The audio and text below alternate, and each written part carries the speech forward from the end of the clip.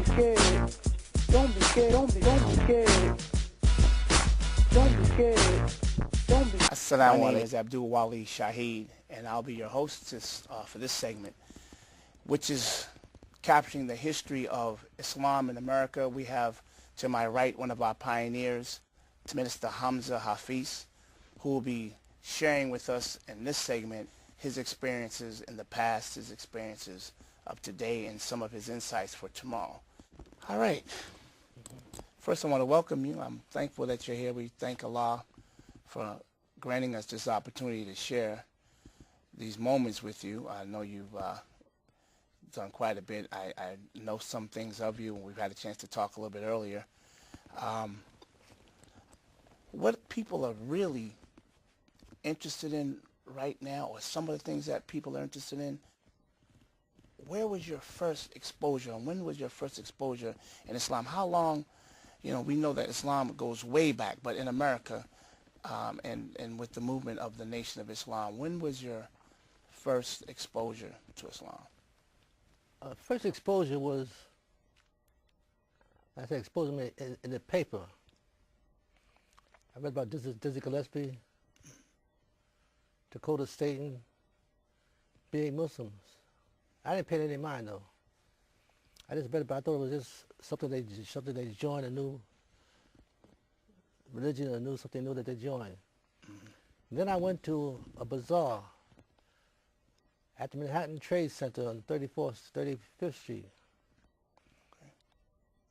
And traveling through the bazaar, I bought a copy of Muhammad Speaks newspaper. Okay. I took it home. I read it from cover to cover. I subscribed to it that day. Wow. That next day. It was 15 cents a copy. Okay. $1.80 a year. So I subscribed to it. And then paper didn't come every month. There was periods where they miss issues. I got upset about it. I'm not thinking about a religion like a religion. I'm thinking about this is good reading. Okay. Now this is the paper that was issued by the then Nation of Islam, yeah. Under the leadership of the Honorable Elijah Muhammad. Yes. Okay. So I bought this. So I went down to 116th Street. And I demanded the paper. Okay. And then they gave me some copies. And then I went to a bazaar at the 69th Armory in Harlem, 669th. And I heard Minister Malcolm there for the first time. What year was that? My nature is this. Where did he get it from? He sound good, but where did he get it from? What year was that? 63. Wow. Okay. And Malcolm was the only minister that I heard at that, and haven't heard anybody since then, except myself, who said, the Honorable Elijah Muhammad teaches us. Okay. Before he spoke about a particular subject. Right, right. He projected the Muhammad. Okay. Mm-hmm. So I opened a bookstore on 66 called The Word Bookshop. Wow. It was the second black bookstore in Brooklyn. But it became very, very famous. So I started selling Muhammad Speaks there. Now, what were you famous for? Were you famous for different political books, different cultural books, or what was your religious books? What were... We had cultural books. Okay. But I featured the thesaurus. Okay. See, I'm a reading buff. I love to read. I have a library in my house, in my apartment, with about 1,000 books. Man. Wow. Read them all. I do research more than read. Okay, got you. Okay. I don't read novels. I read books, biographies, books on science, books on the law, the Catholic Bible. Okay. It's called the Douay version. I had the Jerusalem Bible. I have the Book of Yahweh. I have the Jehovah's Witness Bible, New World Translation. I have about 6 Bibles in my house. Okay. I grew up my father had no religion, but he read the Bible. Meaning that he didn't go to a particular church, but the Bible was read in your house. And he taught me that religion is how you live. That's right. So when I heard Mr. Muhammad, it sounded familiar. Okay. Now, eventually, I took my son, Johanna, and Larry to the temple, and they joined before I did. Wow. Now, what year was that? 1970. Okay. Now, I was a police officer. In New York? In New York. Narcotic detective. Uh-huh. I would buy Muhammad Speaks, bring it to the precinct, and sell it to the police officers. I would not sell it to the white ones. I said, not for you. I was very sick about this. So in 1960, we backtrack it, 68, Okay. Mr. Muhammad sent for me. Now, let me ask you a question. Being a police officer and being one of the first black detectives, if I'm not mistaken, or narcotics officers, as we had a chance to talk earlier. We labor on a misconception about who was Muslim. Every black man on this earth are Muslim by nature. Muslim is a characteristic. It's not a religion. It's an adjective. Submission. It means one who submits to the will of God. Muhammad taught us every black man under the sun are brothers. When he said black, he meant brown, red, and yellow. He said the only one that was different was the white man. They were not Muslims, he taught us. They practiced Islam, but not Muslims. It's against their nature. That's not far-fetched because we check into the history of these people from Europe. Nowhere in their history had they practiced peace. Nowhere in their history had they went anywhere and found peace and left peace. Nowhere in their history had they went anywhere and made peace. This is not criticism, this is how they are. We respect that. Do you feel that that now, as we come into this quote unquote new millennium, and knowing that in a sense, you know, myself reading Quran where the Quran says that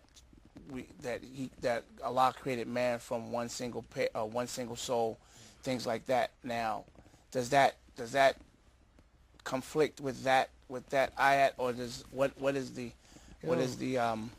you know what, let's do this before you answer that. Before you answer that, we're gonna break away for 1 minute, and then we'll be back with it. You would call it Shahada. Yes, sir. The Shahada is merely a declaration. We wrote a letter. It says, "Dear Savior Allah, I believe in the religion of Islam as taught by thy servant Elijah Muhammad. I desire to reclaim my own. I desire a name from thee." That is the registered letter we wrote. That's when everybody got their X's. Everybody got their X. Wow.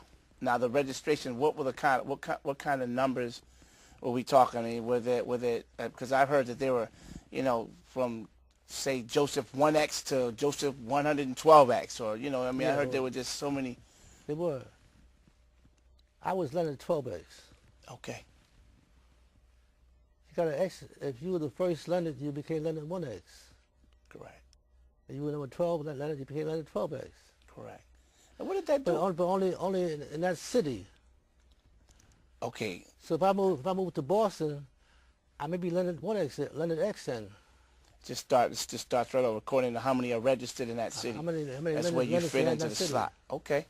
So now, what was the psychology behind that? When we took on the X, what was the psychology with that?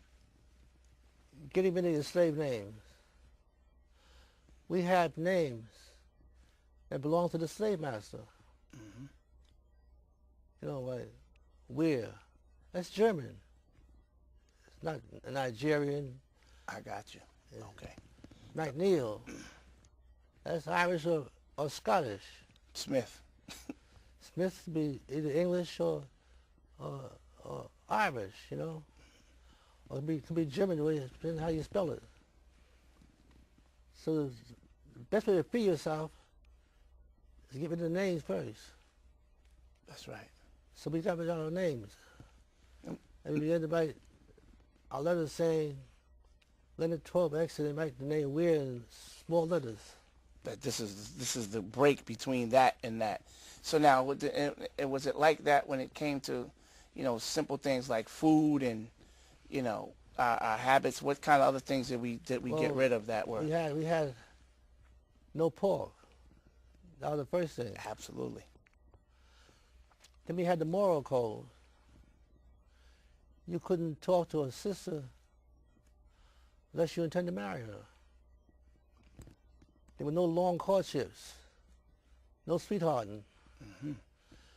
When you visit a sister, you had to have a chaperone. Her mother would be there, or another married couple would be there. And that was to kind of keep the purity and... Sure, because keep us straight. Mm-hmm. Well, women had to wear their dresses 4 inches below their knees, 4 inches then. They didn't always wear long dresses, but they wore 4 inches below their knees. Okay. The uniforms even 4 inches below their knees. In fact, in the 60s, the uniform was just below the knees. Then later on became down to the ankles.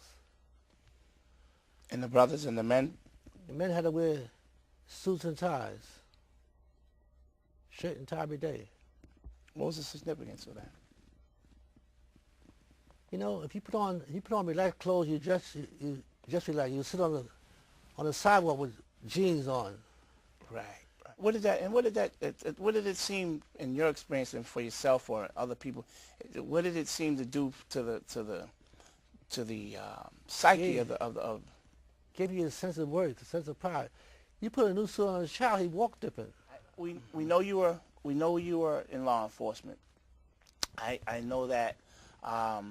You said there were some challenges in that. Did you feel it yourself, or see yourself as part of a movement, a political movement, a religious movement? How did you see yourself? No, because Mr. Muhammad told us that Islam wasn't a religion, it was a way of life. Okay. Even the Holy Quran says that. Mm-hmm. This day I perfected Islam for you as a religion, not because religion means way of life. But when I came to Mr. Muhammad's house, I was not in awe. In September of 1968, I received a special delivery letter from him, a special delivery letter. They invited me to his home. Wow. December 13th, 68 for dinner. Wow. I had been in Chicago, Champaign, I had the Afro-American Police, I had formed the Afro-American Police Association nationally. National. Yes. Great. And so what happened, Mr. Muhammad heard about it. and he invited me to his home. Great contribution. And I went to his house.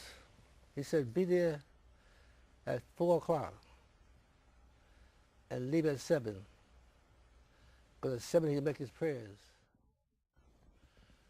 At that dinner he said to me, he said to us, not to me, but at the table he said, he wanted to sell milk for 25 cents a quart. Then he wanted to sell eggs for 50 cents a dozen. And I thought about that. He had a farm that produced milk, that produced eggs. I came back to New York City, rented a truck. I opened a dairy. In New York? In New York. Wow. 147th Street and 7th Avenue. What year? 1971. They put it in Muhammad Speaks. Okay. New outlet for Muhammad's products.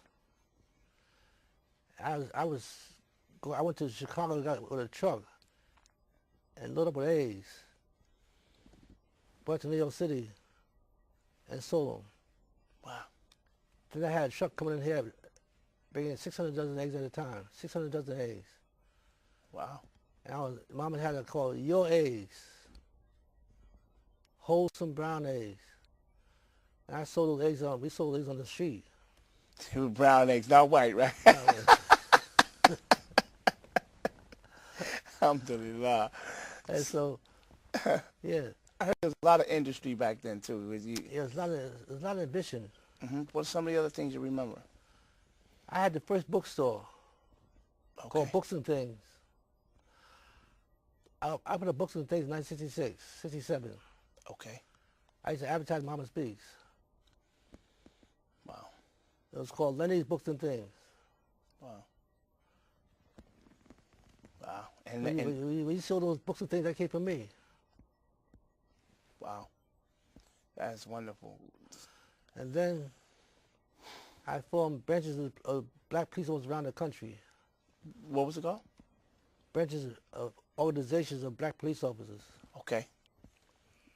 In 1969, I gave a dinner for Honorable Elijah Muhammad at the Waldorf Astoria, New York City. Percy Sutton, Charlie Rangel, the police commissioners, the deputy police commissioner, they all came to that dinner to honor the Honorable Elijah Muhammad. I had the videotape for that. Still have it? I need a copy. Yeah. That is great. And at the Waldorf Astoria. Now let me ask you something. Today, when you look back at all of the struggles and things sacrifices that you've made and other pioneers have made, and I know you said you were exposed and spent time around Captain Shaw and Imam Ali Rashid and different people who were in your midst. What do you see today that you would like to see maybe be different? Do you feel like that today the youth and or black people as a whole are honoring the legacy, or do you feel that they're dishonoring it? What's your thought? I think they don't know it. They what? They don't know it. Mm-hmm. And so that there's no brotherhood today. At one time, you could leave New York, go to Chicago, and just say number 7, mm-hmm. and they would open the door for you. Excuse me. Invite you to their homes. Go ahead. You go to California, and people would greet you. Today they ask who you with. You saying before you could just go into Chicago and say you're 7C or what have you, and be taken in the hospitality. Hospitality, yes. Mm-hmm. You don't see that now. No, today they ask who you with. See, because we had one God then, one belief. Mm-hmm. Today we got too many big men. Now they want to know if you with this one or that one. Gotcha. Personalities. Personalities. Allah's out of the picture. So they'll criticize you for not being with a certain individual. Yep. So I accept it. I accept that because I have to live according to my conscience and my concept. Correct. So as far as they don't dishonor intentionally. The leadership does. But the people that in the mosque don't do it intentionally. They don't know. Mm-hmm. Men like me are strangers to them. Actually, in the 60s, early 70s, there were no fat Muslims except for Captain Shah. we used to fast together. The first 3 days of the month, we would fast. I mean fast. I don't mean like eat at sun up, eat at sundown. No food, nothing but water and coffee for 3 days. As a group? As a group. Okay. It was called righteous competition. Righteous competition. You know? Mm-hmm. We eat bean soup and whole wheat toast. That'd be our meal. Simple. For a whole month. Simple. Simple. So that things have changed now. We didn't curse. We called baby talk if you curse. Mm-hmm. So brothers spoke righteously to each other. It was yes sir, no sir. Correct. Mm-hmm. Whether you were a captain or just a foot soldier, they called you sir. Mm-hmm. We love you. And we thank you again for taking this time out of your busy schedule, I'm sure. And I want to say this, brother, also sincerely. What I said, not to cause confusion, yes, sir. Make those of us who are in Islam practicing it understand where it came from. I've been enlightened. I've been so totally I hope that enlightened. they don't get upset. Not at all. But it wasn't meant to. Not at all. Not at all. We, you know, I personally, had to adjust my psychology a little bit, but I appreciate everything you've done because you people in your position and people from that time have paved the way for brothers like me to even understand the word Allah or Muhammad or any of those things. I've lectured at Lincoln University, Princeton University, NYU. I had a TV program for 2 years. Everywhere I went, and I said who my God was, no one challenged me. We're here in Oakland, California after a great Jumu'ah services. We got to come and get something to eat. So we got to come over to a New African restaurant where they give lovely dinners and treats. And after Jumu'ah and on Sundays, people come and get the new African food for the black man. That's right. Alhamdulillah. Let's take a tour and see what we do after the Jumu'ah. Because as you see here, we have the table here for the youngsters that come in, have relax. Well, after they go to school, they're over here, they play a little hockey and things like that, have a ball. And then for the person who wants to just have a little TV experience, they got the check this out, the big screen TV. That's right. When the Giants game was going on, they was watching on the big screen TV, cheering with you and me. That's right. We was cheering. Alhamdulillah. Let's go and see what we can feed with the beautiful food that's cooked at. Alhamdulillah. And we rolling. And as you can see, the menu, New African Kitchen dinner menu. Look at that, the beautiful food that they have. That they doing it up. The fried chicken, the fried or grill, the beef, and or lamb burgers. Alhamdulillah. And potato salad, French fries. They got it all going on here. We just missed the crowd. I didn't want y'all to see me eating, so I couldn't get myself on the camera. But you can see how they getting down. Alhamdulillah. So this is how we doing across. Assalamu alaikum and welcome back to the Tahira Show, Volume 5, done in Markham, Chicago. Assalamu alaikum, sister. Wa alaikum assalam. Please, would you tell the viewers your name and where you're from? My name is Sabira Ahmed and I'm from Indianapolis, Indiana. Okay. And Sister Sabira, what brings you to Chicago this year? Oh, this year as well as all the years previous, I come for the Islamic Convention. We enjoy coming here, and I'm manning this booth here for my daughter. Oh, okay. So this is your daughter's business. Please explain what is it that your daughter is selling. My daughter makes her own jewelry, her hat pins for our scarves and the necklaces and earrings. They're all beads, and she puts a lot of work into them. Assalamu alaikum, brother. How Ramadan go for you and the Eid today? Subhanallah. Subhanallah. Alhamdulillah. The Ramadan is very beautiful. I mean, we all have been blessed to conclude the Ramadan with a beautiful Eid, the Imam, family. We're going to have some activities at the end of the day, Muslim Khalifa, and also maybe tomorrow we're going to have some other further activities with the children, play a little ball, you know, get my young man game on. Assalamu alaikum, this brother Rashid here. You know, we're doing the youth thing here. We're going to ask the youth how their Ramadan was, you know what I'm saying? Because the youth is most important. So we're going to go around here and ask these sisters over here what they was doing, all right? Check this out. Assalamu alaikum. How was your Ramadan? It was good. It was good. What you do this Ramadan? Did you fast this year? You did, and how was that? Was it hard? Was it difficult? No, not for me. Not for you? Why wasn't it hard for you? Cause What's going on? What's your name? Brianna. Brianna? And was you fasting this Ramadan? Yeah. Yeah. How long ago was it hard for you? Yeah. Yeah. Was this your first year? No. No. What's the difficult part about it? Fasting for the whole day. Well, especially when I was drinking nothing. Oh, okay. Alhamdulillah. How about you, sis? What's your name? Aliyah. Are you fasting this year? Yes. Yes. Was it difficult? No. No. Why not? Because I had fun on the Ramadan. You can't eat on Ramadan. Oh, alhamdulillah. What about you, sis? My name is Malaysia, and I learned a lot about fasting, because you gotta fast the whole entire day until nighttime. Is that hard for you? No. No. Did you learn a lot from your parents doing it? Alhamdulillah. What about you, sis?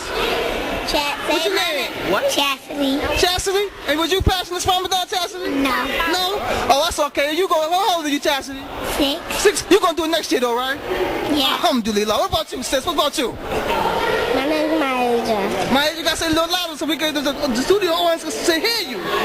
My name is Malaysia. Malaysia, that's a beautiful name. And how old are you? 5. You 5? Did you fast this year? Yes. Yes. Was it difficult? No. No. And you 5? You could go all day? I could go with my mom. Oh, see, she doing with her mother. Oh, alhamdulillah, look at the mother. Don't be scared. Don't be scared. Don't be scared. Don't be scared, because I'm a Muslim. Yeah. Don't be scared. Don't be scared. Don't be scared. Don't be scared. Don't be scared, because I'm a Muslim. Yeah. Don't be scared. Don't be scared. Yeah.